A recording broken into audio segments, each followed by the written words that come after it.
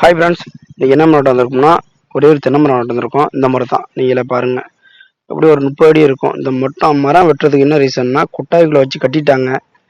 இப்போ கொட்டாய் கீத்து போகிறதுனால தேங்காய் அங்கே உணர்ந்து கீத்து போயிடுதான். சரி, இதுக்கு மேலே சரி இப்போ கீத்து போடும்போது இதை வெட்டிட்டு கொட்டை கொஞ்சம் நல்லா இருக்கும் அப்படின்னு நம்மளை வெட்ட சொன்னாங்க. ஆனால் இந்த மரம் வெட்டு நல்லா போச்சு.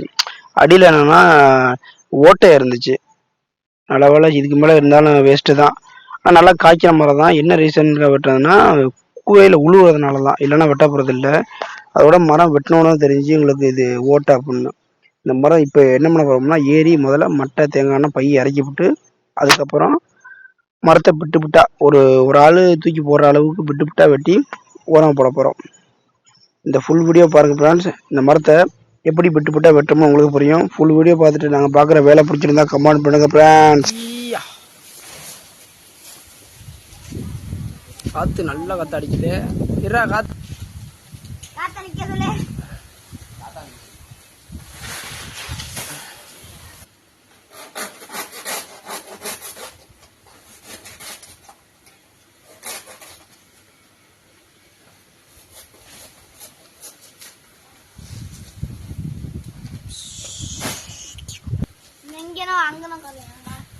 நான் இப்போது ஏற நிலைமையில இல்லை. கால் ஏறலையா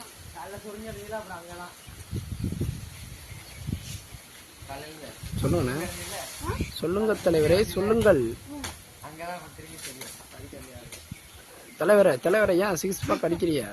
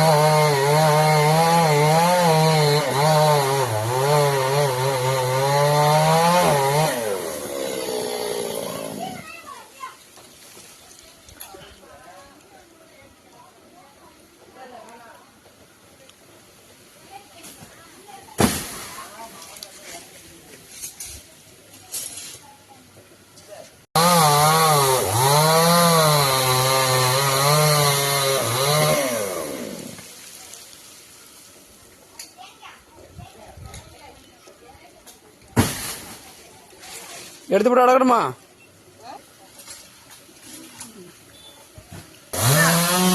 மட்டை எடுத்து அழுக்கு போடு. மட்டை எடுத்து அழுக்கு போட்டு இந்த மட்டையை தான் அழுக்கு போடு. போட ஆள் இல்லை.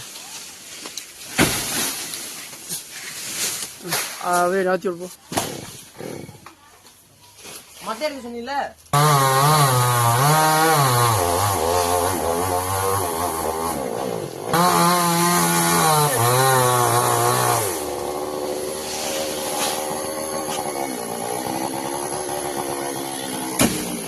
உள்ள அப்படியே உள்ள தூக்கி போட. தூக்கி போட்டு வாடா, எல்லாம் வாடா, தூக்கி போட வாடா.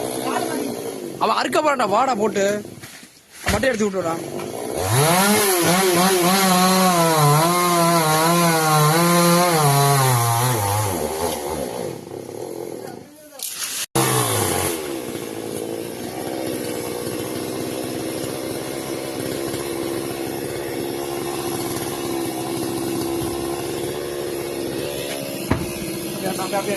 உள்ளது போடு.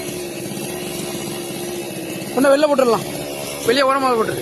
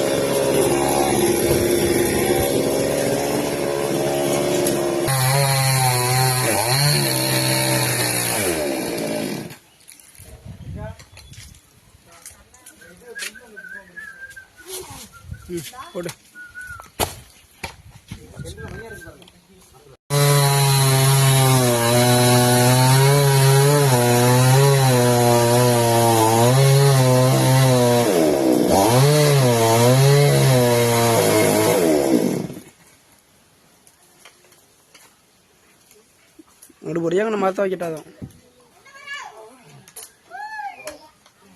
வைடா வர்றேன்.